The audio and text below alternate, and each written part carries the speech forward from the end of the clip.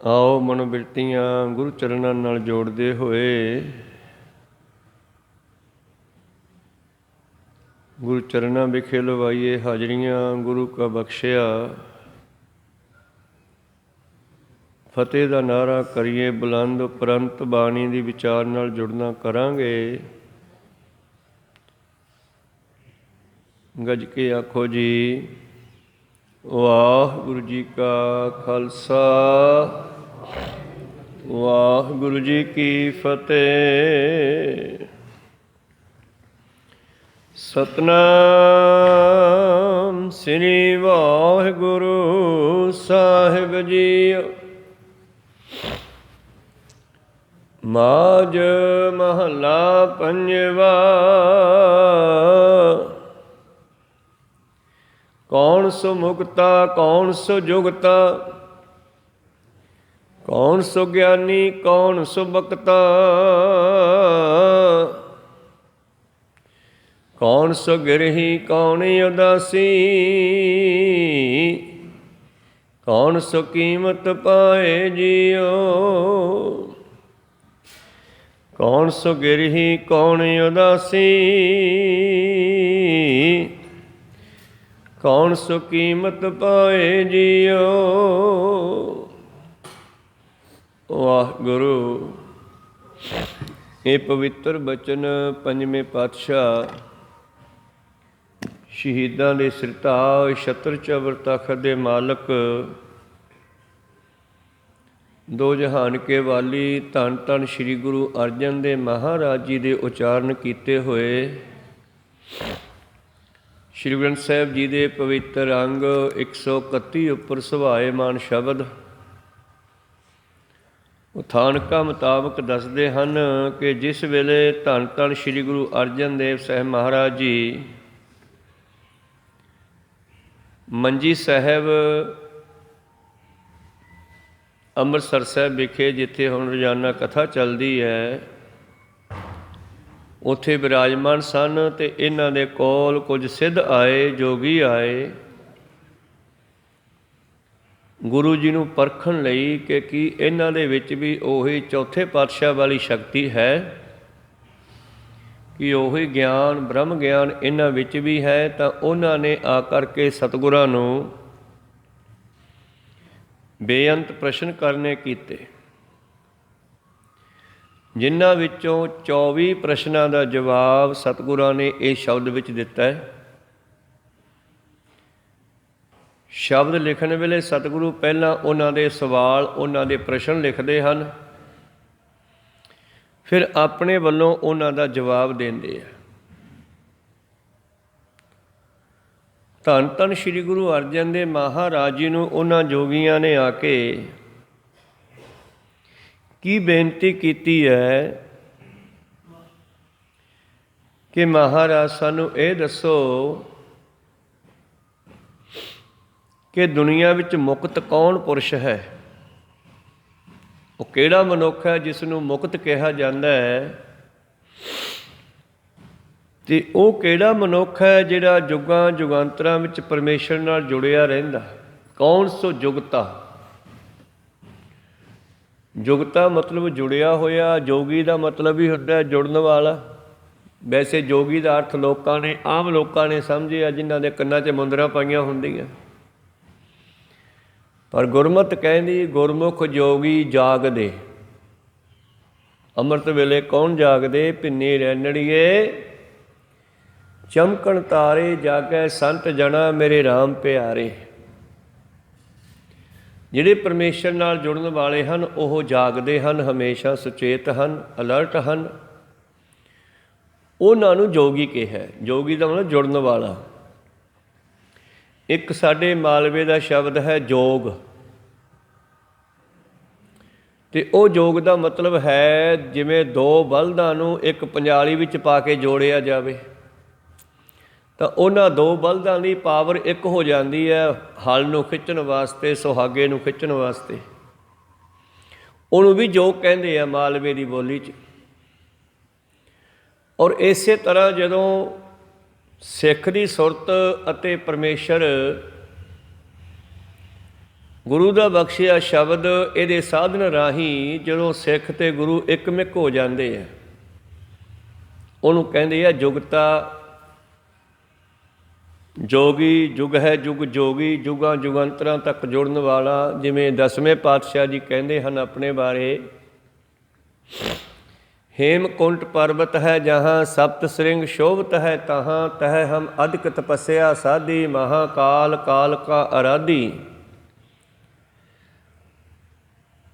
कत तपस्या जब हम भयो, दवैते एक रूप होए गयो। परमेश्वर दी ते मेरी शक्ति एक हो गई, एक मिक हो गया परमेश्वर नाल मैं। चेतना भयो हमरो आवन कह, मेरी इच्छा नहीं सी दुनिया में जन्म लैन दी, दुनिया विच आउण दी मेरी कोई इच्छा नहीं सी, पर चेतना भयो हमरो आवन कह, 24 रही सुरत प्रभ चरणन मह। मैं तो परमेश्वर नाल एकमिक हो गया सी, मेरा आउणा नहीं सी बनता, मेरा जी नहीं सी करता, पर जिम तिम कह के प्रभ मोह समझायो, इम कह के ए लोक पठायो, जाए जहाँ तै धर्म विथारो, दुष्ट दोखियन पकड़ पछारो। धर्म का विस्तार करो ते दुष्टां दा खात्मा करो। इस करके सिखो सिद्धो मैनू आउणा पिया। ये जोगी गोरखनाथ के चेले सिद्ध ना समय समय ते सारे गुरुआं की परख करते रहे। धन गुरु नानक देव ने सीधे रस्ते पाया। इन्हां ने भी आह साडी बाणी है जिहड़ी सिद्ध गोष्ठ, कई प्रश्न बाबे नानक नूं पूछे, जिन्हां दा जवाब धन धन श्री गुरु नानक देव जी ने देना कीता ते नाल उन्हां दा मार्गदर्शन भी कीता। फिर गुरु अंगद इहनूं गद्दी मिली तो फिर जोगी परखण वास्ते आए भी देखिए भला उन्हां वाली पावर इन्हां च है कि नहीं। इसे तरह एक बारी जोगियां ने सलाह की, जिहड़े सिखां दे विच कहंदे आ गुरु का लंगर अटुੱਟ वरतेगा, लै इहनूं असीं खत्म कर के विखाउने आ। ते जोगी ये सलाह मशवरा करके रिद्धियां सिद्धियां वाले जोगी आके बह गए लंगर च। 10वें पातशाह जी का समा सी ते लंगर छकण लगे ते बैठे रहे कई घंटे, उठन ही ना। फड़ी जान खाई जान, फड़ी जान खाई जान। भाई दया सिंह जी कहने महाराज कन्न पाटे नूं वावा चिर हो गया बैठिया नूं, ये जोगियां नूं ये रजदे ही नहीं गए, पता नहीं की धार के बैठे आ। धन गुरु गोबिंद सिंह जी मुस्कराए, कहने दया सिंह छाबा उरे लिया रोटियां वाला। ते पातशाह जी ने छाबे ते कृपा दृष्टि पाई, कहते जा एक एक रोटी होर दिया इन्ना हुण।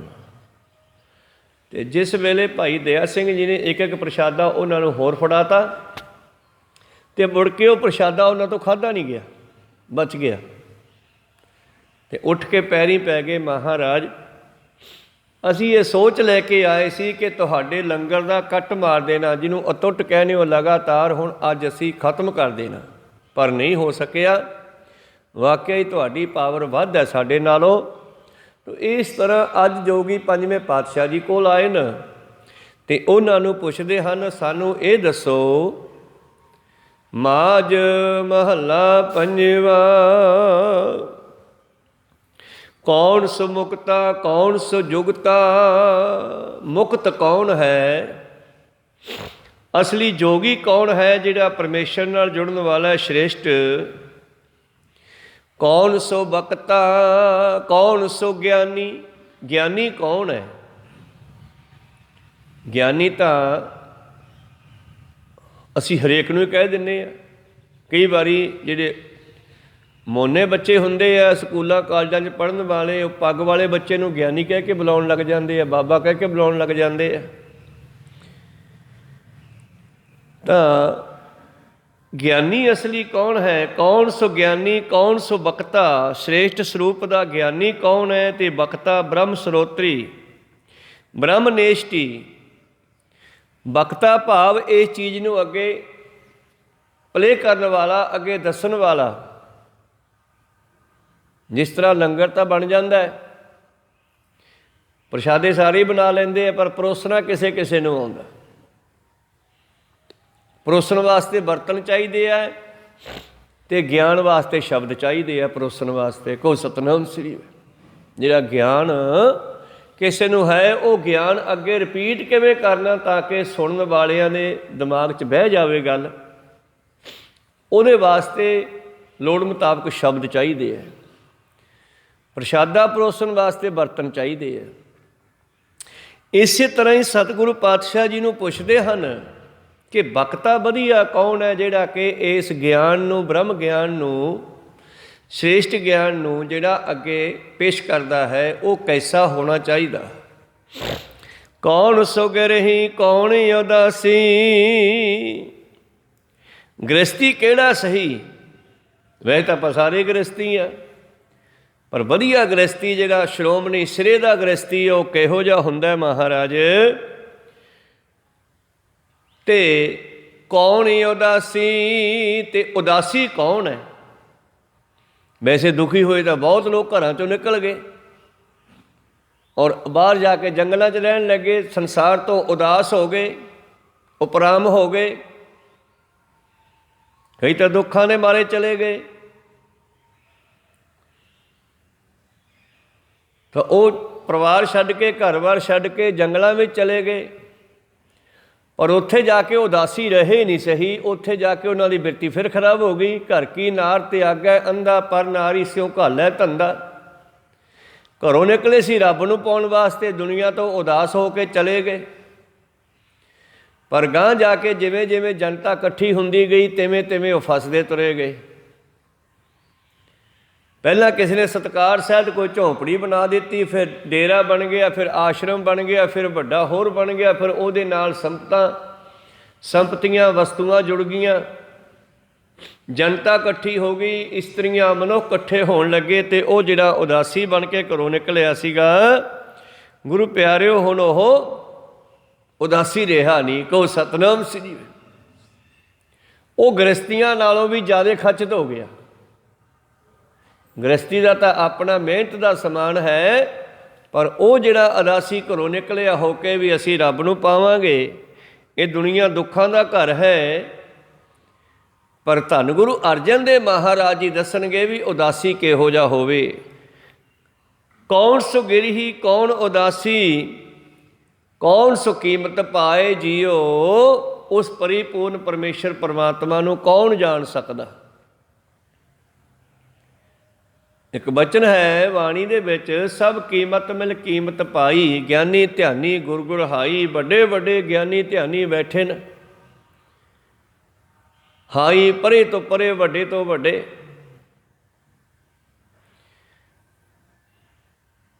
ਹੁਣ ਇਹ ਜਿਹੜਾ ਆਪਾਂ ਸ਼ਬਦ ਪੜ੍ਹਦੇ ਆ, ਸਭ ਕੀਮਤ ਮਿਲ ਕੀਮਤ ਪਾਈ। ਜੇ ਕੀਮਤਾਂ ਤਾਂ ਦੁਨੀਆ ਭਰ ਦੀਆਂ ਇਕੱਠੀਆਂ ਕਰ ਦਿਓ, ਰੱਬ ਦੀ ਕੀਮਤ ਨਹੀਂ ਪੈਂਦੀ। ਸਭ ਕੀ ਮੱਤ ਮਿਲ ਕੀਮਤ ਪਾਈ। ਸਤਸੰਗਤ ਕਰਕੇ, ਗੱਲਾਂ ਬਾਤਾਂ ਵਿਚਾਰ ਕਰਕੇ ਹੀ ਉਸ ਪਰਮੇਸ਼ਰ ਦੇ ਵੱਲ ਜਾਇਆ ਜਾ ਸਕਦਾ ਥੋੜ੍ਹਾ ਬਹੁਤਾ। ਜੇ ਕੋਈ ਕਹੇ ਕਿ ਸਾਰੀ ਦੁਨੀਆ ਦੀ ਕੀਮਤੀ ਪੈਸਾ ਇਕੱਠਾ ਕਰਕੇ ਰੱਬ ਨੂੰ ਪਾ ਲਈਏ, ਤਾਂ ਉਹ ਰੱਬ ਜਿਹੜਾ ਹੈ ਮਾਇਆ ਨਾਲ ਨਹੀਂ ਮਿਲਦਾ ਗਾ। ਇੱਥੇ ਬੇਅੰਤ ਚੜ੍ਹਾਵਾ ਆਉਂਦਾ ਹੈ ਗੁਰੂ ਘਰਾਂ ਦੇ ਵਿੱਚ, ਧਾਰਮਿਕ ਸਥਾਨਾਂ 'ਤੇ, ਪਰ ਰੱਬ ਨੂੰ ਪਾਇਆ ਨਹੀਂ ਜਾ ਸਕਦਾ। ਠੀਕ ਹੈ। ਤਾਂ ਸਤਿਗੁਰੂ ਪਾਤਸ਼ਾਹ ਜੀ ਕਹਿੰਦੇ ਕਿਵੇਂ ਪਾਇਆ ਜਾ ਸਕਦਾ ਹੈ। ਭਾਵਨੀ ਭਗਤ ਹੋਏ ਕੌਡੀ ਅਗਰ ਭਾਗ ਰੱਖੈ। ਇੱਥੇ ਲੱਖਾਂ ਦੀ ਗੱਲ ਨਹੀਂ ਕੀਤੀ, ਕੌਡੀ ਦੀ ਗੱਲ ਕੀਤੀ। ਕੌਡਾ ਨਿੱਕਾ ਪੈਸਾ ਕੌਡੀ, ਪਹਿਲਾਂ ਕੌਡੀਆਂ ਹੁੰਦੀਆਂ ਸੀਗੀਆਂ, ਉਹਨਾਂ ਨਾਲ ਚੱਲਦਾ ਸਿਸਟਮ। ਫਿਰ ਹੌਲੀ ਹੌਲੀ ਉਹਦਾ ਰੂਪ ਬਦਲਦਾ ਗਿਆ। ਲੋਹੇ ਦੇ ਸਿੱਕੇ, ਤਾਂਬੇ ਦੇ ਸਿੱਕੇ, ਚਾਂਦੀ ਦੇ ਸਿੱਕੇ, ਸੋਨੇ ਦੀਆਂ ਮੋਹਰਾਂ, ਅੱਜ ਕੱਲ੍ਹ ਕਾਗਜ਼ ਦਾ ਰੁਪਈਆ, ਉਹਦੀ ਕੀਮਤ ਹੈ। ਤਾਂ ਇਸ ਤਰ੍ਹਾਂ ਗੁਰੂ ਪਿਆਰਿਓ ਉਸ ਪਰਮੇਸ਼ਰ ਨੂੰ ਕੇਵਲ ਅਤੇ ਕੇਵਲ ਮਾਇਆ ਨਾਲ ਨਹੀਂ ਪਾਇਆ ਜਾ ਸਕਦਾ। ਸਭ ਕੀ ਮੱਤ ਮਿਲ ਕੀਮਤ ਪਾਈ। ਜਦੋਂ ਸਾਡੀ ਮੱਤ ਇੱਕ ਹੋਵੇਗੀ, ਸਾਡੇ ਗਿਆਨ ਅੰਤਰਿਆਂ ਦੀ ਇੱਕ ਮੱਤ ਹੋਵੇਗੀ, ਜਿਵੇਂ ਨੇੜੇ ਆ ਜਾਈਏ ਪਹਿਲਾਂ, ਫਿਰ ਅੱਗੇ ਚੱਲਾਂਗੇ। ਜਦੋਂ ਸਾਡਾ ਸੁਣਨ ਵਾਲਾ ਕਿੱਥੇ ਲੱਗਿਆ, ਜਿਸ ਨੂੰ ਸਾਡੀ ਜੀਭ ਗਾ ਰਹੀ ਹੈ, ਵਾਹਿਗੁਰੂ ਵਾਹਿਗੁਰੂ ਵਾਹਿਗੁਰੂ। ਜੀਭ ਵਾਹਿਗੁਰੂ ਨੂੰ ਗਾ ਰਹੀ ਹੈ, ਕੰਨ ਵਾਹਿਗੁਰੂ ਸੁਣ ਰਿਹਾ ਹੈ, ਅੱਖਾਂ ਦਾ ਧਿਆਨ ਵੀ ਉੱਥੇ ਹੀ ਆ, ਮਨ ਦਾ ਧਿਆਨ ਵੀ ਉੱਥੇ ਹੀ ਆ, ਸੁਰਤ ਵੀ ਉੱਥੇ ਆ। ਜਦੋਂ ਇਹਨਾਂ ਸਾਰਿਆਂ ਦੀ ਇੱਕ ਮੱਤ ਹੋ ਗਈ, ਪੰਚਾਂ ਕਾ ਗੁਰ ਏਕ ਧਿਆਨ, ਇਹ ਪੰਜ ਹੋ ਗਏ, ਦੋ ਅੱਖਾਂ, ਦੋ ਕੰਨ, ਇੱਕ ਰਸਨਾ। ਜਦੋਂ ਇਹਨਾਂ ਪੰਜਾਂ ਦਾ ਧਿਆਨ ਉਕ ਹੋਇਆ ਤਾਂ ਪਰਮੇਸ਼ਰ ਨੂੰ ਪਾਇਆ ਜਾ ਸਕਦਾ। ਸਭ ਕੀ ਮਤ ਮਿਲ ਕੀਮਤ ਪਾਈ। ਜੇ ਇਹਨਾਂ ਸਾਰਿਆਂ ਦੀ ਮਤ ਅੱਡੋ ਅੱਡ ਹੋਵੇ, ਅੱਖਾਂ ਕਹਿਣ ਮੈਂ ਤਾਂ ਕੋਈ ਵਧੀਆ ਫਿਲਮ ਦੇਖਣੀ ਆ, ਕੰਨ ਕਹਿਣ ਮੈਂ ਨਿੰਦਿਆ ਚੁਗਲੀ ਸੁਣਨੀ ਆ, ਜੀਭ ਕਹੇ ਮੈਂ ਨਾਮ ਜਪਣੀ ਆ, ਜਦੋਂ ਇਹ ਚਾਰ ਨਾਲ ਨਹੀਂ ਜੁੜੇ ਇਕੱਲੀ ਜੀਭ ਕੀ ਕਰੇਗੀ? ਕਹੋ ਸਤਿਨਾਮ ਸ੍ਰੀ। ਇਸ ਕਰਕੇ ਇੱਥੇ ਲੋੜ ਹੈ ਪ੍ਰੀਤੀ ਦੀ, ਪ੍ਰੇਮ ਦੀ। ਸਤਿਗੁਰ ਕੀ ਪ੍ਰਤੀਤ ਨਾ ਆਈਆ, ਸ਼ਬਦ ਨਾ ਲਾਗੋ ਭਾਓ, ਉਸਨੂੰ ਸੁੱਖ ਨਾ ਉਪਜੇ, 100 ਗੇੜਾ ਆਓ ਜਾਓ। ਕੱਟ ਦਿੱਤੀ ਗੱਲ। ਪ੍ਰੀਤ ਭਰੋਸੇ ਦੀ ਲੋੜ ਹੈ ਗੁਰੂ ਪਿਆਰਿਓ। ਇਸ ਕਰਕੇ ਧੰਨ ਧੰਨ ਸ਼੍ਰੀ ਗੁਰੂ ਅਰਜਨ ਦੇਵ ਮਹਾਰਾਜ ਜੀ ਨੂੰ ਪੁੱਛਦੇ ਹੈ ਕਿ ਉਹਦੀ ਕੀਮਤ ਨੂੰ ਕੌਣ ਪਾ ਸਕਦਾ ਹੈ? ਕੌਣ ਸੋ ਕੀਮਤ ਪਾਏ ਜੀਓ, ਕਿਨ ਵਿਦ ਬਾਧਾ ਕਿਨ ਵਿਦ ਛੂਟਾ। ਇਹ ਜਿਹੜਾ ਜੀਵ ਹੈ ਇਹ ਬੰਧਨ ਵਿੱਚ ਕਿਉਂ ਪੈ ਗਿਆ? ਇਹ ਜਿਹੜਾ ਸੰਸਾਰ ਹੈ, ਸੰਸਾਰ ਦੇ ਵਿੱਚ ਜੀਵ ਹਨ ਜਿਹੜੇ, ਇਹਨਾਂ ਨੂੰ ਬੰਨਿਆ ਕਿਹਨੇ ਹੈ? ਇਹਨੂੰ ਬੰਧਨ ਕਿਹੜਾ ਪਿਆ ਵੈ? ਜਿਸ ਤਰ੍ਹਾਂ ਗੁਰੂ ਪਿਆਰਿਓ ਆਪਾਂ ਕਿੰਨੀ ਵੀ ਦੂਰ ਚਲੇ ਜਾਈਏ, ਸਾਡੇ ਪੈਰਾਂ ਵਿੱਚ ਪਾਈ ਹੋਈ ਰੱਸੀ ਦਿਸਦੀ ਨਹੀਂ। ਦੱਖਣ ਦਿੱਲੀ ਜਿੱਥੇ ਮਰਜ਼ੀ ਚਲੇ ਜਾਓ, ਤੁਹਾਡਾ ਧਿਆਨ ਘਰੇ ਰਹੇਗਾ ਅਤੇ ਉਹ ਮੋਹ ਦੀ ਜਿਹੜੀ ਰੱਸੀ ਹੈ ਤੁਹਾਨੂੰ ਵਾਪਸ ਘਰੇ ਖਿੱਚ ਲਿਆਉਂਦੀ ਆ। ਕਹੋ ਸਤਿਨਾਮ ਸ੍ਰੀ। ਇਹ ਬੰਧਨ ਬੰਦੇ ਨੂੰ ਪਿਆ ਕਿਵੇਂ ਆ? ਕਿਹਨੇ ਬੰਨ੍ਹਿਆ ਔਰ ਕੌਣ ਬੰਨ੍ਹਿਆ ਹੋਇਆ ਹੈ? ਕੌਣ ਸੋ ਬਾਧਾ ਕਿਨ ਬਿਦ ਬਾਧਾ ਕਿਨ ਬਿਦ ਛੂਟਾ। ਅਤੇ ਕਹਿੰਦੇ ਇਹਨਾਂ ਬੰਧਨਾਂ 'ਚੋਂ ਛੁੱਟ ਕਿਵੇਂ ਸਕਦਾ ਅਤੇ ਬੰਨ੍ਹਿਆ ਕਿਵੇਂ ਹੈ? ਵਾਕਿਆ ਹੀ ਪਹਿਲਾਂ ਤਾਂ ਬੰਨ੍ਹਿਆ ਕਿਵੇਂ ਉਹਦਾ ਪਤਾ ਲੱਗੇ ਫਿਰ ਹੀ ਛੁੱਟ ਸਕਦਾ। ਪਹਿਲਾਂ ਤਾਂ ਸਾਨੂੰ ਬੰਧਨ ਦਾ ਪਤਾ ਲੱਗੇ ਵੀ ਸਾਨੂੰ ਬੰਧਨ ਕੀ ਹੈ, ਫਿਰ ਉਸ ਬੰਧਨ ਨੂੰ ਕੱਟਣ ਦਾ ਢੰਗ ਕੀ ਹੈ, ਫਿਰ ਛੁੱਟਿਆ ਜਾ ਸਕਦਾ। ਜਿਸ ਤਰ੍ਹਾਂ ਰਵਿਦਾਸ ਭਗਤ ਜੀ ਕੋਲ ਇੱਕ ਰਾਜਾ ਗਿਆ ਅਤੇ ਰਾਜਾ ਜਾ ਕੇ ਬੇਨਤੀ ਕਰਦਾ, ਮਹਾਰਾਜ ਮੈਨੂੰ ਅੰਮ੍ਰਿਤ ਦਿਓ। ਅਤੇ ਭਗਤ ਰਵਿਦਾਸ ਜੀ ਨੇ ਗੁਰੂ ਪਿਆਰਿਓ ਸਾਹਮਣੇ ਪਈ ਕੁੰਡੀ ਦੇ ਵਿੱਚੋਂ ਚੋਲੀ ਭਰੀ, ਜਿਹਦੇ ਵਿੱਚ ਜੋੜੇ ਭਿਉਂਦੇ ਸੀ, ਗੰਢਦੇ ਸੀ, ਸਾਫ਼ ਕਰਦੇ ਸੀ ਸੁੱਤ ਠੀਕ ਕਰਨ ਵਾਸਤੇ। ਅਤੇ ਕਹਿੰਦੇ ਉਹ ਕੁੰਡੀ ਦੇ ਵਿੱਚੋਂ ਹੀ ਚੋਲੀ ਭਰ ਕੇ ਅਤੇ ਕਹਿੰਦੇ ਲਓ ਪੀਓ। ਹੁਣ ਰਾਜੇ ਅੰਦਰ ਜੇ ਤਾਂ ਹੁੰਦੀ ਭਾਵਨਾ ਤਾਂ ਉਹੀ ਜਲ ਅੰਮ੍ਰਿਤ ਸੀਗਾ, ਪਰ ਉਹਦੀ ਭਾਵਨਾ ਵੇਖਦਿਆਂ ਹੀ ਖਰਾਬ ਹੋ ਗਈ ਬਈ ਇਹ ਤਾਂ ਜੋੜਿਆਂ ਵਾਲਾ ਪਾਣੀ ਫੜਾਤਾ। ਅਤੇ ਪੀਂਦਿਆਂ ਪੀਂਦਿਆਂ ਮੂੰਹ 'ਚ ਤਾਂ ਨਾ ਜਾਣ ਦਿੱਤਾ ਅਤੇ ਚੋਲੇ 'ਚ ਹੀ ਡੋਲ ਲਿਆ, ਐਂ ਕਰਕੇ ਐਂ ਕਰ ਲਿਆ ਅਤੇ ਉਹ ਬਾਹਾਂ 'ਚ ਹੀ ਡੁੱਲ ਗਿਆ। ਅਤੇ ਉਹਦਾ ਜਿਹੜਾ ਜੋੜਿਆਂ ਦਾ ਰੰਗ ਸੀਗਾ ਉਹ ਪਾਣੀ ਲਾਲ ਹੋਇਆ ਵਾ ਸੀਗਾ। ਅਸਲ ਦੇ ਵਿੱਚ ਭਗਤ ਜੀ ਨੇ ਤਾਂ ਕਿਰਪਾ ਕਰਤੀ ਸੀ ਉਸ ਪਾਣੀ ਦੇ ਰਾਹੀਂ, ਉਹ ਜਲ ਦੇ ਰਾਹੀਂ, ਪਰ ਰਾਜੇ ਨੂੰ ਸ਼ੰਕਾ ਪੈਦਾ ਹੋ ਗਈ ਅਤੇ ਉਹਨੇ ਉਹ ਚੋਲਾ ਜਿਹੜਾ ਆਪਣੀਆਂ ਬਾਹਾਂ ਦੇ ਵਿੱਚ ਹੀ ਉਹ ਜਲ ਡੋਲ ਦਿੱਤਾ, ਨਾ ਪੀਤਾ। ਉਹਨੂੰ ਰੰਗ ਚੜ੍ਹ ਗਿਆ ਚੋਲੇ ਨੂੰ। ਇਹੀ ਰੰਗ ਚੜ੍ਹਨਾ ਸੀ ਰਾਜੇ ਨੂੰ ਜੇ ਅੰਦਰ ਜਾਣ ਦਿੰਦਾ, ਪਰ ਉਹਨੇ ਚੋਲੇ 'ਚ ਹੀ ਪਾਤਾ। ਚੋਲੇ ਦੇ ਉੱਤੇ ਦਾਗ ਜੇ ਲਾਗੇ ਲਾਲ ਰੰਗ ਦੇ, ਅਤੇ ਉਹਨਾਂ ਦਾ ਸਮਕਾਲੀ ਹੈ ਭਗਤ ਕਬੀਰ ਸਾਹਿਬ, ਉਹ ਰੰਗ ਲਾਉਂਦੇ ਚੜ੍ਹਾਉਂਦੇ ਆ ਕੱਪੜਿਆਂ ਨੂੰ। ਤਾਂ ਉਹਨਾਂ ਦੇ ਘਰੇ ਉਹ ਚੋਲਾ ਭੇਜਤਾ ਵੀ ਆਹ ਚੋਲੇ ਤੋਂ ਕੋਈ ਦਾਗ ਜੇ ਲਾਗੇ, ਪਤਾ ਨਹੀਂ ਕਾਹਦੇ ਆ, ਅਤੇ ਇਹਨਾਂ ਨੂੰ ਲਾਹ ਕੇ ਦਿਓ।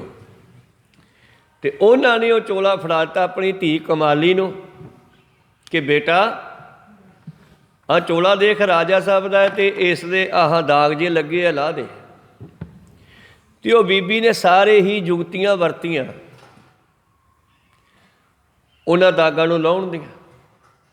ਰੰਗ ਕਾਸਟ ਵੀ ਪਾ ਕੇ ਦੇਖਿਆ, ਜਿਹੜਾ ਸਿਰੇ ਦਾ ਤਜਰਬਾ ਹੈ, ਰੰਗ ਕਾਠ ਜਿਹੜਾ ਕੱਟ ਦਿੰਦਾ ਸਾਰੇ ਰੰਗਾਂ ਨੂੰ, ਕੱਪੜਾ ਚਿੱਟਾ ਹੋ ਜਾਂਦਾ।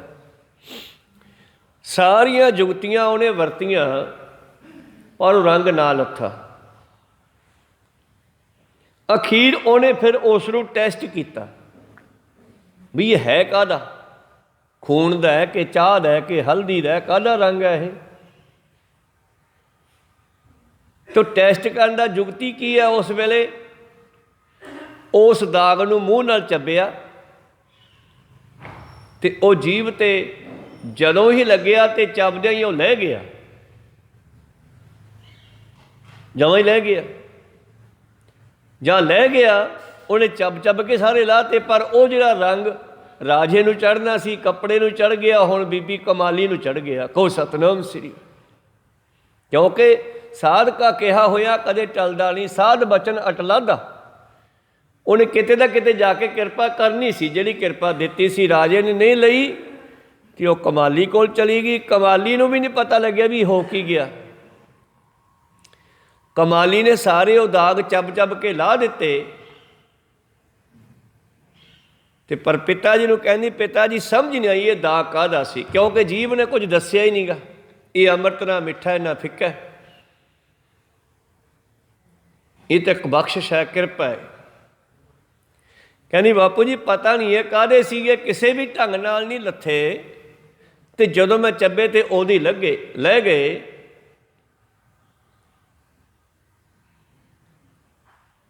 ਤੇ ਕਬੀਰ ਸਾਹਿਬ ਜੀ ਨੇ ਪੁੱਛਿਆ ਫੜਾਉਣ ਵਾਲੇ ਨੂੰ ਵੀ ਇਹ ਕਿੱਥੋਂ ਲੱਗੇ ਸੀ ਦਾਗ। ਕਹਿੰਦੇ ਵੀ ਰਾਜਾ ਸਾਹਿਬ ਗਏ ਸੀ ਭਗਤ ਰਵਿਦਾਸ ਕੋਲੇ, ਉਹਨਾਂ ਤੋਂ ਅੰਮ੍ਰਿਤ ਮੰਗਿਆ ਸੀ, ਉਹਨਾਂ ਨੇ ਉਹ ਕੂੰਡੀ ਵਾਲਾ ਪਾਣੀ ਫੜਾਤਾ ਤੇ ਉਹ ਡੋਲ ਦਿੱਤਾ ਚੋਲੇ 'ਚ, ਤੇ ਉਹ ਸੀ। ਕਹਿੰਦੇ ਜਾ ਯਾਰ, ਇਹ ਤਾਂ ਬੜੀ ਕਮਾਲ ਦੀ ਚੀਜ਼ ਸੀ, ਰਾਜੇ ਦੇ ਭਾਗਾਂ ਵਿੱਚ ਹੀ ਨਹੀਂ ਸੀਗਾ, ਉਹ ਕਮਾਲੀ ਕੋਲ ਚਲਿਆ ਗਿਆ, ਤੇ ਕਮਾਲੀ ਤੇ ਹੋ ਗਈ ਕਿਰਪਾ। ਤੇ ਕਮਾਲੀ ਸਮੇਂ ਦੇ ਨਾਲ ਬੀਬੀ ਵਿਆਹੀ ਗਈ। ਫਿਰ ਉਹ ਇੱਕ ਚੋਰ ਚੋਰੀ ਕਰਨ ਆਇਆ ਮੁਲਤਾਨ ਦਾ, ਬਨਾਰਸ ਦੇ ਵਿੱਚ, ਤੇ ਉਹ ਚੋਰ ਨੂੰ ਲੋਕ ਕੁੱਟਣ ਵਾਲੇ ਮਗਰ ਪੈ ਗਏ। ਚੋਰ ਭੱਜ ਕੇ ਕਬੀਰ ਸਾਹਿਬ ਦੇ ਘਰੇ ਵੜ ਗਿਆ, ਕਹਿੰਦਾ ਮੈਨੂੰ ਬਚਾਓ, ਕੁੱਟ ਕੇ ਮਾਰ ਦੇਣਗੇ ਲੋਕ ਮੈਨੂੰ ਹੁਣ। ਤੇ ਕਬੀਰ ਸਾਹਿਬ ਨੇ ਉਹਨੂੰ ਬਚਾਉਣ ਵਾਸਤੇ 3 ਕਮਰੇ ਆ, 3 ਝੌਂਪੜੀਆਂ, 3 ਘਰ ਹਨ ਅੰਦਰ ਆਪਣੇ। ਕਹਿਣ ਲੱਗਿਆ ਇੱਧਰ ਤਾਂ ਮੇਰਾ ਪੁੱਤਰ ਤੇ ਨੂੰਹ ਪਏ ਆ, ਤੇ ਉੱਧਰ ਲੋਈ ਪਈ ਹੈ, ਇੱਧਰ ਕਮਾਲੀ ਪਈ ਆ, ਉੱਥੇ ਵੜ ਜਾਓ, ਕਮਰੇ 'ਚ ਬਹਿ ਜਾ। ਉਹ ਕਮਰੇ 'ਚ ਵੜ ਗਿਆ ਲੁੱਕ ਕੇ। ਲੋਕ ਮਗਰ ਆਏ, ਕਹਿੰਦੇ ਵੀ ਇੱਥੇ ਚੋਰ ਆਇਆ, ਤੁਹਾਡੇ ਘਰੇ ਪੈਰ ਦਬਦੇ ਆ ਗਏ। ਕਬੀਰ ਸਾਹਿਬ ਜੀ ਕਹਿੰਦੇ ਇੱਥੇ ਕੋਈ ਚੋਰ ਨਹੀਂ ਹੈਗਾ। ਕਹਿੰਦੇ ਚੋਰ ਵੜਿਆ ਤੁਹਾਡੇ ਘਰੇ ਆ, ਪੈਰ ਤੁਹਾਡੇ ਘਰੇ ਵੜ ਗਈ ਆ ਕੇ ਚੋਰ ਦੀ। ਕਹਿੰਦੇ ਤਲਾਸ਼ੀ ਲੈ ਲਓ।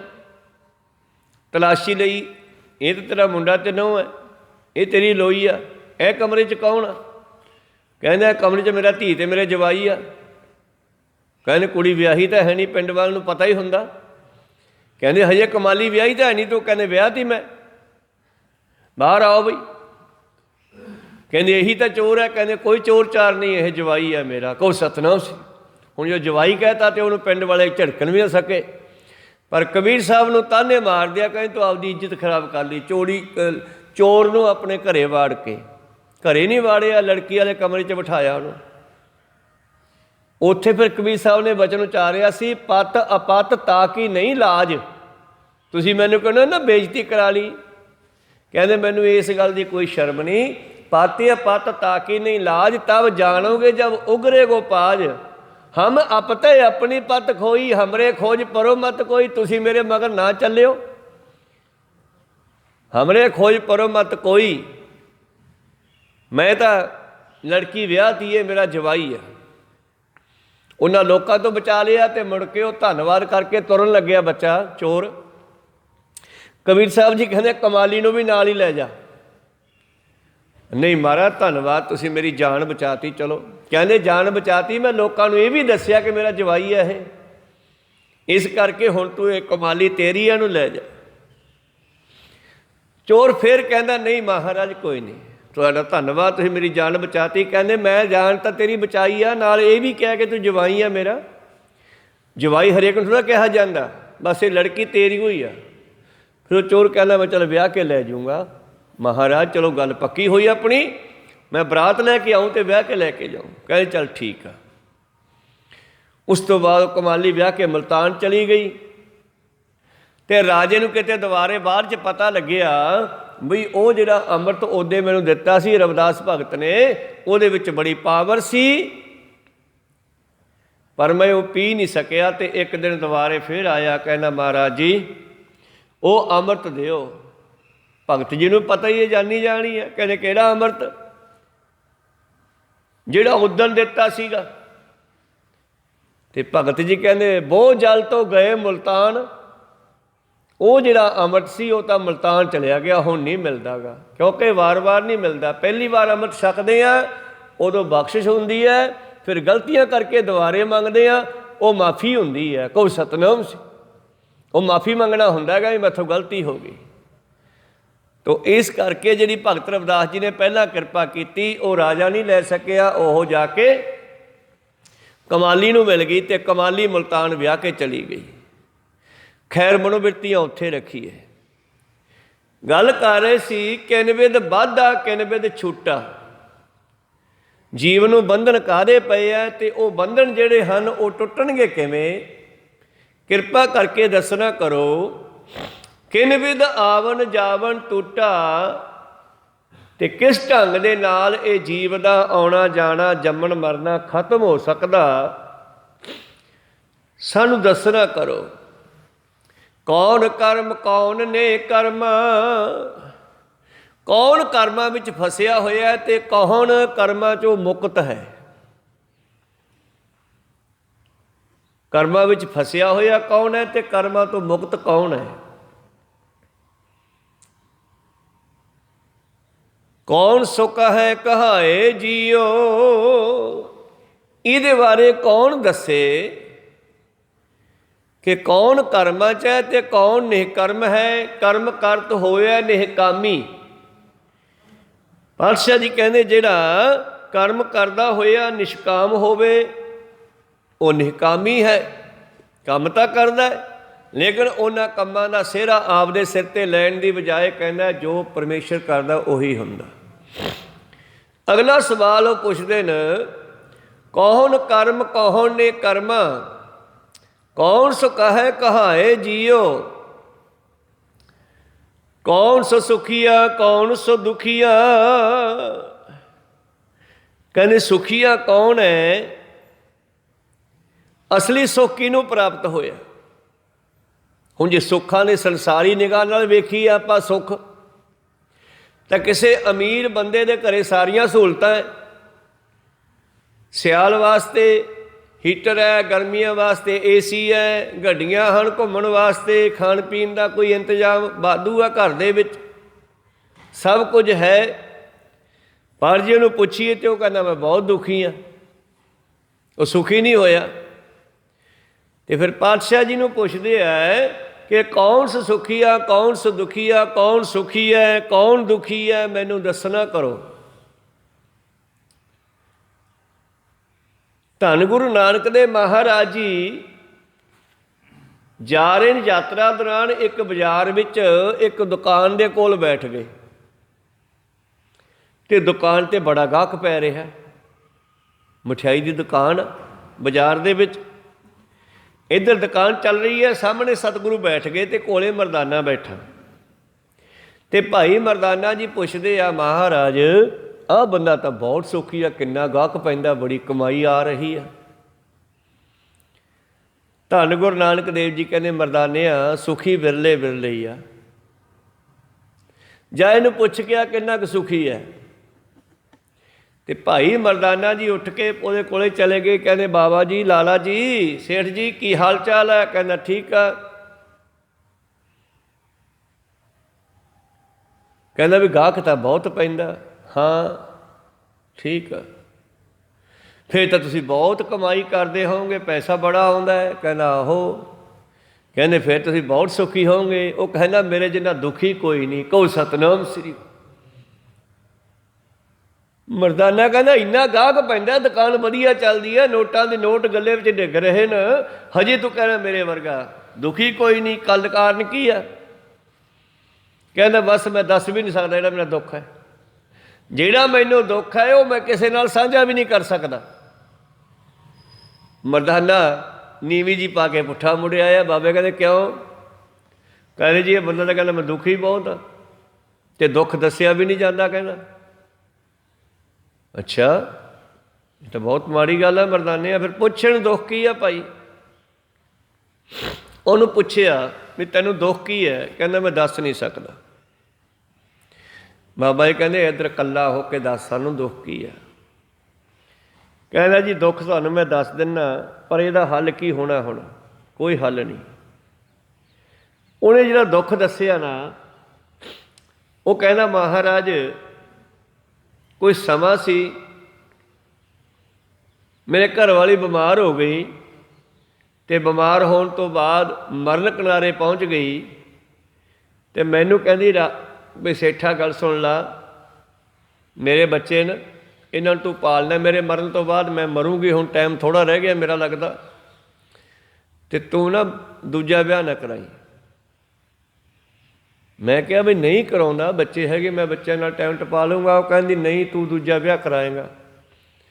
ਤਾਂ ਇਸ ਕਰਕੇ ਬਾਰ-ਬਾਰ ਮੈਂ ਇਹਨੂੰ ਕਹਾਂ ਵੀ ਨਾ ਫਿਕਰ ਕਰ, ਤੂੰ ਠੀਕ ਹੋ ਜਾਏਂਗੀ, ਪਰ ਉਹ ਕਹਿੰਦੀ ਨਹੀਂ, ਮੈਂ ਤਾਂ ਮਰੂੰਗੀ, ਲੱਗਦਾ ਨਹੀਂ ਮੈਂ ਹੁਣ ਉੱਠੂੰਗੀ ਮੰਜੇ 'ਚੋਂ, ਤੂੰ ਕਸਮ ਪਾ, ਸਹੁੰ ਪਾ, ਦੂਜਾ ਵਿਆਹ ਨਾ ਕਰਾਈ। ਉਹ ਕਹਿੰਦਾ ਮੈਂ ਸਹੁੰਆਂ ਬਥੇਰੀਆਂ ਪਾਈਆਂ। ਅਖੀਰ ਮੈਂ ਇਹੋ ਜਿਹਾ ਕੰਮ ਕੀਤਾ ਉਹਦੀ ਤਸੱਲੀ ਕਰਾਉਣ ਵਾਸਤੇ ਕਿ ਉਹਨੂੰ ਵੀ ਪਤਾ ਲੱਗ ਗਿਆ ਅਤੇ ਮੈਨੂੰ ਪਤਾ ਲੱਗ ਗਿਆ ਕਿ ਮੈਂ ਹੁਣ ਵਿਆਹ ਕਰਾਉਣ ਦੇ ਕਾਬਲ ਨਹੀਂ ਰਿਹਾ ਦੂਜਾ। ਉਸ ਤੋਂ ਬਾਅਦ ਉਹ ਠੀਕ ਹੋ ਗਈ, ਉਹ ਮਰੀ ਨਾ, ਉਹ ਬਚ ਗਈ, ਬਿਮਾਰੀ 'ਚੋਂ ਠੀਕ ਹੋ ਗਈ, ਚੰਗੀ ਭਲੀ ਆ ਘਰੇ ਹੁਣ। ਪਰ ਹੁਣ ਮੈਂ ਉਹਦੇ ਵੀ ਕੰਮ ਦਾ ਨਹੀਂ ਰਿਹਾ, ਅਤੇ ਹੁਣ ਉਹ ਮਹਾਰਾਜ ਮੈਥੋਂ ਬਾਹਰ ਹੋ ਚੁੱਕੀ ਹੈ, ਉਹਦੀ ਬੇਸਵਾ ਬਿਰਤੀ ਬਣ ਚੁੱਕੀ ਹੈ, ਘਰ ਦੇ ਵਿੱਚ ਪਰਾਏ ਮਨੁੱਖਾਂ ਨੂੰ ਬੁਲਾਉਂਦੀ ਹੈ, ਅਤੇ ਮੈਂ ਉਹਨੂੰ ਰੋਕ ਵੀ ਨਹੀਂ ਸਕਦਾ। ਉਹ ਆਪਣੇ ਬਚਨਾਂ ਤੋਂ ਭੱਜ ਗਈ, ਮੈਂ ਉਸਦਾ ਬਚਨਾਂ 'ਤੇ ਖੜ੍ਹਾ, ਅਤੇ ਮੈਂ ਇਸ ਗੱਲ ਤੋਂ ਬਹੁਤ ਦੁਖੀ ਹਾਂ। ਘਰੇ ਪੈਸਾ ਬਹੁਤ ਹੈ, ਸਭ ਕੁਝ ਹੈ, ਪਰ ਇਹ ਦੁੱਖ ਮੈਨੂੰ ਐਡਾ ਵੱਡਾ ਕਿ ਜਿਹੜਾ ਝੱਲਿਆ ਨਹੀਂ ਜਾ ਸਕਦਾ। ਕਹਿੰਦੇ ਫਿਰ ਗੁਰੂ ਨਾਨਕ ਦੇਵ ਜੀ ਉਹਦੇ ਨਾਲ ਉਹਦੇ ਘਰ ਗਏ ਔਰ ਉਸ ਦੀ ਘਰਵਾਲੀ ਨੂੰ ਸਮਝਾ ਕੇ ਸਿੱਧੇ ਰਸਤੇ ਪਾਇਆ, ਭਜਨ ਬੰਦਗੀ 'ਤੇ ਲਾਇਆ ਦੋਨਾਂ ਨੂੰ, ਤਾਂ ਉਹ ਸੁਖੀਆ ਹੋਇਆ ਨਾ। ਫਿਰ ਸੁਖੀ ਕੌਣ ਹੈ? ਇਹ ਗੁਰੂ ਅਰਜਨ ਦੇਵ ਜੀ ਅੱਗੇ ਦੱਸਣਗੇ। ਇਹ ਆਪਾਂ ਇੱਕ ਸਾਖੀ ਚੱਲਦੇ ਚੱਲਦੇ ਵਿੱਚੋਂ ਸਰਵਣ ਕੀਤੀ। ਸਿੱਧ ਪੁੱਛਦੇ ਆ ਕੌਣ ਸ ਸੁਖੀਆ ਕੌਣ ਸ ਦੁਖੀਆ। ਕਹਿੰਦੇ ਦੁਨੀਆ ਵਿੱਚ ਸੁਖੀ ਕੌਣ ਹੈ ਅਸਲ ਵਿੱਚ, ਔਰ ਦੁਖੀ ਕੌਣ ਹੈ, ਪੂਰਾ ਦੁਖੀ ਕੌਣ ਹੈ, ਸਾਨੂੰ ਇਹਦੇ ਬਾਰੇ ਦੱਸਣਾ ਕਰੋ। ਕੌਣ ਸਨਮੁਖ ਕੌਣ ਬੇਮੁਖੀਆ। ਪਰਮੇਸ਼ਰ ਦੇ ਸਨਮੁਖ ਕੌਣ ਹੈ ਅਤੇ ਬੇਮੁਖ ਕੌਣ ਹੈ? ਹੁਣ ਬਾਹਰੀ ਤੌਰ 'ਤੇ ਵੇਖੀਏ ਅਤੇ ਬਹੁਤ ਵੱਡੇ ਵੱਡੇ ਧਰਮੀ ਲੋਕ ਆਪਾਂ ਨੂੰ ਦਿਸਦੇ ਨੇ, ਪਰ ਜਦੋਂ ਉਹਨਾਂ ਦਾ ਅੰਦਰਲਾ ਪਾਸਾ ਕਿਤੇ ਪ੍ਰਗਟ ਹੋ ਜਾਂਦਾ, ਉਹਨਾਂ ਦੇ ਗੁੱਝੇ ਭੇਦ ਜਦ ਦੁਨੀਆ ਵਿੱਚ ਖੁੱਲ੍ਹ ਜਾਂਦੇ ਆ, ਫਿਰ ਉਹਨਾਂ ਨਾਲੋਂ ਅਧਰਮੀ ਕੋਈ ਵੱਧ ਨਹੀਂ ਦਿਸਦਾ। ਕੋਈ ਸਤਨਾਮ, ਕਿੰਨੇ ਡੇਰਿਆਂ ਵਾਲੇ ਸਾਧ ਜਿਹੜੇ ਆਪਣੇ ਆਪ ਨੂੰ ਸਾਧ ਕਹਾਉਂਦੇ ਸੀ, ਦੁਨੀਆ ਲੱਖਾਂ ਦੀ ਗਿਣਤੀ ਵਿੱਚ ਉਹਨਾਂ ਦੇ ਕੋਲ ਜਾ ਕੇ ਝੁਕਦੀ ਸੀ, ਉਹਨਾਂ ਨੂੰ ਮੱਥੇ ਟੇਕਦੀ ਸੀ ਰੱਬ ਦਾ ਪਿਆਰਾ ਜਾਣ ਕੇ। ਪਰ ਜਦੋਂ ਉਹਨਾਂ ਦੇ ਅੰਦਰਲੇ ਭੇਦ ਦੁਨੀਆ ਵਿੱਚ ਖੁੱਲ੍ਹੇ ਅਤੇ ਅੱਜ ਉਹ ਸਾਰੇ ਉਹਨਾਂ ਤੋਂ ਪਿੱਛੇ ਹਟ ਗਏ ਔਰ ਉਹ ਜੇਲ੍ਹਾਂ 'ਚ ਬੈਠੇ ਆ। ਹੁਣ ਕਿਹਨੂੰ ਕਹੀਏ ਬੇਮੁਖ ਹੈ ਅਤੇ ਕਿਹਨੂੰ ਕਹੀਏ ਗੁਰਮੁਖ ਹੈ? ਕਹੋ ਸਤਨਾਮ ਸ੍ਰੀ। ਗੁਰੂ ਅਰਜਨ ਦੇਵ ਜੀ ਨੂੰ ਪੁੱਛਦੇ ਹਨ ਕੌਣ ਸ ਸਨਮੁਖ। ਸਨਮੁਖ ਕੌਣ ਹੈ ਅਸਲ ਵਿੱਚ? ਪਰਮੇਸ਼ਰ ਦੇ ਸਨਮੁਖ ਕੌਣ ਹੈ ਅਤੇ ਬੇਮੁਖ ਕੌਣ ਹੈ? ਇਹਦੇ ਬਾਰੇ ਵੀ ਸਾਨੂੰ ਦੱਸਣਾ ਕਰੋ। ਕਿਨ ਵਿਦ ਮਿਲੀਐ ਕਿਨ ਵਿਦ ਵਿਛੜੈ। ਕਿਵੇਂ ਅਸੀਂ ਉਸ ਪਰਿਪੂਰਨ ਪਰਮੇਸ਼ਰ ਪਰਮਾਤਮਾ ਦੇ ਨਾਲ ਮਿਲ ਸਕਦੇ ਹਾਂ ਅਤੇ ਸਾਡੇ ਵਿਛੋੜੇ ਦਾ ਕੀ ਕਾਰਨ ਹੈ? ਸਾਨੂੰ ਇਹ ਦੱਸਣਾ ਕਰੋ। ਅਸੀਂ ਪਰਮੇਸ਼ਰ ਤੋਂ ਵਿਛੜੇ ਕਿਉਂ ਹਾਂ ਔਰ ਦੁਬਾਰਾ ਮਿਲਿਆ ਕਿਵੇਂ ਜਾ ਸਕਦਾ ਉਸ ਦੇ ਨਾਲ? ਇਹ ਬਿਧ ਕੌਣ ਪ੍ਰਗਟਾਏ ਜੀਓ। ਇਹ ਜੁਗਤੀ, ਇਹ ਵਿਧੀ ਪਰਮੇਸ਼ਰ ਨਾਲ ਮਿਲਣ ਦੀ ਕੌਣ ਦੱਸੂਗਾ? ਗੁਰੂ ਅਰਜਨ ਦੇਵ ਮਹਾਰਾਜ ਜੀ ਨੂੰ ਸਿੱਧ ਪੁੱਛਦੇ ਹਨ ਕਿ ਇਹ ਜੁਗਤੀ, ਇਹ ਵਿਧੀ ਜਿਹੜੀ ਹੈ ਇਹ ਕੌਣ ਦੱਸੂਗਾ? ਸਾਨੂੰ ਦੱਸਣਾ ਕਰੋ। ਇਹ ਜੋਗੀ ਜੋ ਲੋਕ ਜਿਹੜੇ ਹਨ, ਇਹ ਧੰਨ ਗੁਰੂ ਅਰਜਨ ਦੇਵ ਮਹਾਰਾਜ ਜੀ ਦੇ ਕੋਲੋਂ ਚਾਹੇ ਕੁਝ ਸਿੱਖਣ ਵਾਸਤੇ ਆਏ ਜਾਂ ਨਾ ਸਿੱਖਣ ਵਾਸਤੇ ਆਏ ਆ, ਪਰ ਕੁਝ ਪ੍ਰਸ਼ਨ ਉਹਨਾਂ ਨੇ ਐਸੇ ਕਰ ਦਿੱਤੇ ਇਹ ਜੱਜਮੈਂਟ ਕਰਨ ਵਾਸਤੇ ਵੀ ਕੀ ਗੁਰੂ ਅਰਜਨ ਦੇਵ ਜੀ ਉਹ ਬ੍ਰਹਮ ਗਿਆਨ ਰੱਖਦੇ ਆ ਜਿਹੜਾ ਪਹਿਲੇ ਗੁਰੂਆਂ ਵਿੱਚ ਸੀਗਾ, 4 ਗੁਰੂਆਂ 'ਚ। ਅਤੇ ਇਹ ਪੁੱਛਦੇ ਆ ਇੱਦਾਂ ਦੇ ਪ੍ਰਸ਼ਨ। 24 ਪ੍ਰਸ਼ਨ ਇਹਨਾਂ ਨੇ ਪੁੱਛੇ ਹਨ। ਇਹ ਬਿਧ ਕੌਣ ਪ੍ਰਗਟਾਏ ਜੀਓ। ਕੌਣ ਸੋ ਅੱਖਰ ਜੇ ਧਾਵਤ ਰਹਿਤਾ। ਧਾਵਨਾ ਹੁੰਦਾ ਭਜਣਾ। ਉਹ ਕਿਹੜਾ ਅੱਖਰ ਹੈ, ਕਿਹੜਾ ਮੰਤਰ ਹੈ, ਇਹ ਭੱਜਦਾ ਹੋਇਆ ਮਨ ਰੁਕ ਜਾਵੇ। ਹੁਣ ਆਪਾਂ ਮੰਤਰ ਤਾਂ ਸਾਰੇ ਹੀ ਜਪਦੇ ਆ, ਹਿੰਦੂ ਵੀ ਰਾਮ ਰਾਮ ਜਪਦੇ ਆ, ਮੁਸਲਮਾਨ ਅੱਲਾ ਅੱਲਾ ਜਪਦੇ ਆ, ਅਸੀਂ ਵਾਹਿਗੁਰੂ ਜਪਦੇ ਆ, ਪਰ ਜਪਦਿਆਂ ਹੋਇਆ ਵੀ ਮਨ ਨਹੀਂ ਖੜਦਾ। ਉਦਾਹਰਨ ਦੇ ਤੌਰ ਤੇ ਕਾਜੀ ਅਤੇ ਰਾਜਾ ਦੌਲਤ ਖਾਨ ਇਹ ਕਹਿਣ ਲੱਗੇ ਗੁਰੂ ਨਾਨਕ ਦੇਵ ਜੀ ਨੂੰ, ਜੇ ਤੂੰ ਕਹਿਣਾ ਨਾ ਕੋ ਹਿੰਦੂ ਨਾ ਕੋ ਮੁਸਲਮਾਨ। ਬਾਬਾ ਜੀ ਕਿਸੇ ਹੋਰ ਵਿਸ਼ੇ 'ਤੇ ਕਹਿ ਰਹੇ ਸੀਗੇ। ਉਹ ਕਹਿ ਰਹੇ ਸੀ ਨਾ ਹਿੰਦੂ ਆਪਣੇ ਧਰਮ 'ਤੇ ਕਾਇਮ ਹੈ ਅੱਜ, ਤੇ ਨਾ ਮੁਸਲਮਾਨ ਕਾਇਮ ਹੈ। ਸ਼ਮਸ਼ਾਨ ਘਾਟ 'ਚ ਬੈਠੇ ਕਹਿ ਰਹੇ ਸੀਗੇ। ਉੱਥੋਂ ਬਾਬੇ ਨਾਨਕ ਨੂੰ ਸੱਦਿਆ ਤਾਂ ਹਿਸਾਬ ਕਿਤਾਬ ਕਰਨ ਵਾਸਤੇ, ਤੇ ਗੱਲਾਂ ਹੋਰ ਦੀਆਂ ਹੋਰ ਹੀ ਚੱਲ ਪਈਆਂ। ਤੇ ਰਾਜਾ ਕਹਿੰਦਾ ਜੇ ਤੂੰ ਕਹਿਣਾ ਹੈ ਨਾ ਕੋ ਹਿੰਦੂ ਨਾ ਕੋ ਮੁਸਲਮਾਨ ਤਾਂ ਸਾਡੇ ਨਾਲ ਨਮਾਜ਼ ਕਰ। ਬਾਬਾ ਕਹਿੰਦੇ ਚਲੋ ਕਰ ਲੈਂਦੇ ਆ। ਪਿੰਡ ਵਿੱਚ ਰੌਲਾ ਪੈ ਗਿਆ ਸੁਲਤਾਨਪੁਰ 'ਚ ਵੀ ਓਹੋ ਅੱਜ ਤਾਂ ਨਾਨਕ ਨੇ ਨਮਾਜ਼ ਕਰਤੀ ਤੇ ਮੁਸਲਮਾਨ ਬਣ ਜਾਊਗਾ, ਇਹ ਤਾਂ ਸਾਡਾ ਗੁਰੂ ਸੀਗਾ। ਤੇ ਧੰਨ ਗੁਰੂ ਨਾਨਕ ਦੇਵ ਜੀ ਉਹਨਾਂ ਦੇ ਨਾਲ ਮਸੀਤ ਵਿੱਚ ਚਲੇ ਗਏ ਤੇ ਇਹਨਾਂ ਨੇ ਹੱਥ ਮੂੰਹ ਧੋਤੇ, ਕਾਜੀ ਨੇ ਦੌਲਤ ਖਾਨ ਨੇ, ਔਰ ਮਸੀਤ ਦੇ ਸਾਹਮਣੇ ਖੜ੍ਹ ਕੇ ਨਮਾਜ਼ ਕਰਨ ਲੱਗੇ ਜਿਵੇਂ ਵੀ ਇਹ ਕਰਦੇ ਨੇ। ਲੰਬੇ ਪੈਂਦੇ ਆ, ਹੱਥ ਉੱਪਰ ਚੱਕ ਕੇ ਬੇਨਤੀਆਂ ਕਰਦੇ ਆ, ਜੋਦੜੀਆਂ ਕਰਦੇ ਆ, ਕਦੇ ਕੋਡੇ ਹੁੰਦੇ ਆ ਕਦੇ ਸਿੱਧੇ ਹੁੰਦੇ ਆ। ਮਤਲਬ ਕਿ ਜਦੋਂ ਨਮਾਜ਼ ਸ਼ੁਰੂ ਕਰਤੀ ਵਿਚਾਲਦੀ ਬੋਲ ਨਾ ਸਕੇ। ਉਹ ਦੋਨੇ ਜਣੇ ਨਮਾਜ਼ ਕਰਦੇ ਰਹੇ, ਆਪਦੀ ਬਾਬਾ ਜੀ ਖੜ੍ਹੇ ਵੇਖਦੇ ਰਹੇ। ਤੇ ਜਦੋਂ ਨਮਾਜ਼ ਪੂਰੀ ਕਰ ਚੁੱਕੇ ਤੇ ਫਿਰ ਉਹ ਪੁੱਛਦੇ ਆ, ਕਹਿੰਦੇ ਨਾਨਕ ਤੂੰ ਝੂਠ ਮਾਰਿਆ, ਸਾਡੇ ਨਾਲ ਨਮਾਜ਼ ਨਹੀਂ ਕੀਤੀ। ਬਾਬਾ ਕਹਿੰਦੇ ਤੁਸੀਂ ਝੂਠ ਮਾਰਿਆ। ਕਿਉਂ? ਤੁਸੀਂ ਮੈਨੂੰ ਕੀ ਕਹਿ ਕੇ ਲਿਆਏ ਸੀਗੇ ਵੀ ਸਾਡੇ ਨਾਲ ਚੱਲ ਕੇ ਨਮਾਜ਼ ਕਰ? ਕਹਿੰਦੇ ਹਾਂ। ਤੇ ਫਿਰ ਤੁਸੀਂ ਤਾਂ ਕੀਤੀ ਨਹੀਂ, ਮੈਂ ਕਿਹਦੇ ਨਾਲ ਕਰਦਾ? ਕਹਿੰਦੇ ਹੱਦ ਹੋ ਗਈ, ਤੇਰੇ ਸਾਹਮਣੇ ਤਾਂ ਨਮਾਜ਼ ਕੀਤੀ ਆ ਅਸੀਂ। ਕਹਿੰਦੇ ਨਹੀਂ ਨਹੀਂ, ਜਿਹਨੇ ਨਮਾਜ਼ ਕਰਨੀ ਸੀ ਉਹ ਕਿੱਥੇ ਸੀਗਾ? ਇਹ ਤਾਂ ਸਰੀਰ ਕੋਡਾ ਸਿੱਧਾ ਹੋਇਆ ਤੁਹਾਡਾ। ਨਮਾਜ਼ ਕਰਨ ਵਾਲਾ ਮਨ ਤਾਂ ਵਿੱਚ ਹੈ ਹੀ ਨਹੀਂ ਸੀ। ਕਹੋ ਸਤਿਨਾਮ। ਕਿਉਂ? ਉਹ ਕਿੱਥੇ ਸੀ? ਦੌਲਤ ਖਾਨ ਕਹਿਣ ਲੱਗੇ ਉਹ ਕਿੱਥੇ ਸੀ? ਪਾਤਸ਼ਾਹ ਕਹਿੰਦੇ ਰਾਜਾ ਸਾਹਿਬ ਥੋੜ੍ਹਾ ਧਿਆਨ ਲੈ ਕੇ ਜਾਓ, ਨਮਾਜ਼ ਵਾਲੇ ਸਮੇਂ 'ਚ ਥੋੜ੍ਹਾ 5 ਮਿੰਟ ਪਿੱਛੇ ਲੈ ਕੇ ਜਾਓ ਧਿਆਨ ਆਪਣਾ। ਜਦੋਂ ਤੁਸੀਂ ਨਮਾਜ਼ ਕਰ ਰਹੇ ਸੀ ਤੁਹਾਡਾ ਧਿਆਨ ਕਿੱਥੇ ਸੀਗਾ? ਕਹਿੰਦਾ ਇੱਥੇ ਸੀ।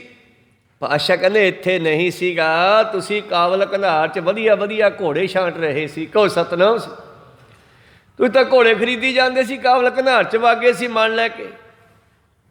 ਤੇ ਨਮਾਜ਼ ਕਿਹਨੇ ਕਰਨੀ ਸੀਗੀ? ਅੱਧਾ ਸਰੀਰ ਕਦੇ ਨਮਾਜ਼ ਨਹੀਂ ਕਰਦਾ ਗਾ। ਅੱਧਾ ਮਨੁੱਖ ਹੈ ਜੇ ਮਨ ਹੋਰ ਕਿਤੇ ਆ, ਸਰੀਰ ਹੋਰ ਕਿਤੇ ਆ, ਫਿਰ ਅੱਧਾ ਅਧੂਰਾ ਹੈ। ਅਧੂਰੇ ਦਾ ਕੋਈ ਕੰਮ ਪੂਰਾ ਨਹੀਂ ਹੁੰਦਾ। ਜਿਹੜਾ ਕੰਮ ਸਰੀਰ ਨਾਲ ਪੂਰਾ ਕਰਨਾ ਉੱਥੇ ਮਨ ਚਾਹੀਦਾ, ਜਿਹੜਾ ਮਨ ਕਰਕੇ ਪੂਰਾ ਕਰਨਾ ਉੱਥੇ ਤਨ ਵੀ ਚਾਹੀਦਾ। ਕਹੋ ਸਤਿਨਾਮ ਸ੍ਰੀ। ਤੇ ਰਾਜਾ ਕਹਿੰਦਾ ਗੱਲ ਤਾਂ ਸਹੀ ਆ, ਧਿਆਨ ਤਾਂ ਮੇਰਾ ਭੱਗ ਗਿਆ ਸੀ। ਕਹਿੰਦੇ ਫਿਰ ਨਮਾਜ਼ ਤਾਂ ਧਿਆਨ ਨੇ ਕਰਨੀ ਆ ਨਾ।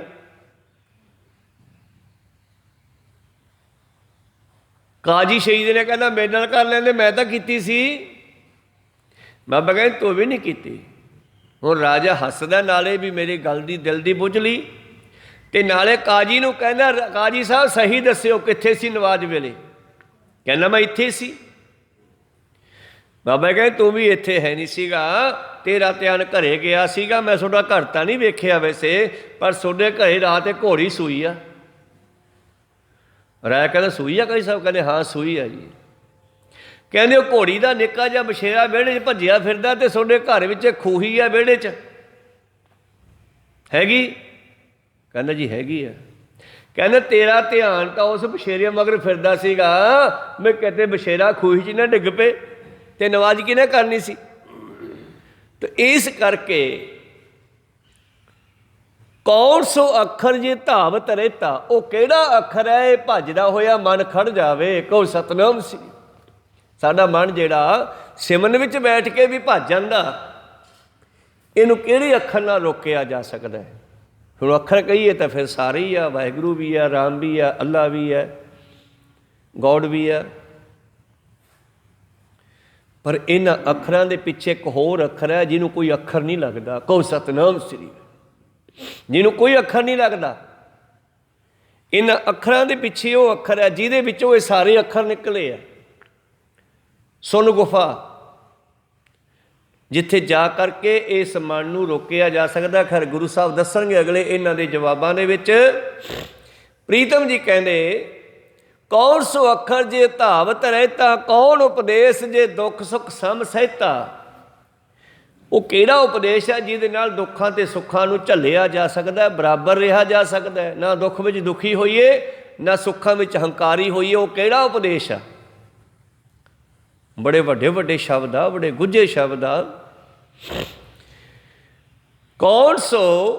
कौन उपदेश दुख सुख सम सहता, कौन सो चाल जे तपार ब्रह्म ध्याए। वो किहड़ी चाल है जिवें उहनूं जपिया जा सकदा। चाल एक चाल पैरां दी हुंदी है। तुसीं घरों चल के इत्थे आए, किसी की तेज़ चाल है गड्डी ते आ गया, किसी हौली चाल है वो तुर के आ गया, कोई सैकल ते आ गया, कोई स्कूटर ते आ गया, ये भी चाल है। पर एक चाल है सिमरन दी। ते सिमरन दी किहड़ी चाल है सानूं इहदे बारे भी दसो। कौन सो चाल जे तपार ब्रह्म ध्याए, किवें जपिया जावे उहनूं। किन विध कीर्तन गाए जियो, उस परमेश्वर की सिफत किवें कीती जावे सानू दसना करो। ये गुरु प्यारो चौथे पदे तक सतगुरां ने हजूर सतगुरां दे हजूरी दे विच सिद्धां ने जोगियां ने ये 24 सवाल कीते। ते अगे मेरे प्रीतम जी ये जवाब देंदे हन। गुरमुख मुक्ता, गुरमुख जुगता, गुरमुख ज्ञानी, गुरमुख बक्ता। ये सारे जिन्ने सोडे सवाल है ना, इन्हां दे जवाब अगे सतगुरु पातशाह दिंदे आ 4 पदियां विच कि ये सारियां दा हल गुरमुख बन के ही है, गुरु वाले बन के। खैर आपां ये विचार कल नूं सरवण करांगे जो सतगुरां ने किवें जवाब दिते हन। बोलदिआं ने एक अखरवाल घाट हो जांदे। सिख संगतां ते सतगुरु बख्शण जोग है, बख्श लेना जी। समाप्ति करिए। मिलाओ फतेह पाओ फतेह। वाहिगुरू जी का खालसा, वाहिगुरू जी की फतेह।